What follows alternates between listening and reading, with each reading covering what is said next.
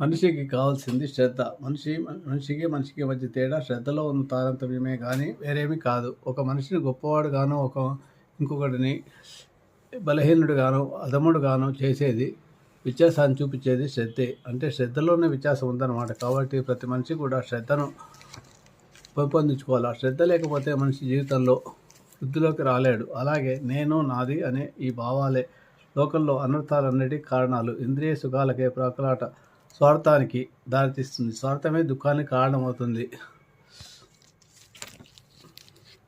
యవ్వనం, సౌందర్యం అదృష్టమవుతాయి. జీవితం, సంపద మాయమవుతాయి. పేరు, ప్రఖ్యాతి అంతరిస్తాయి.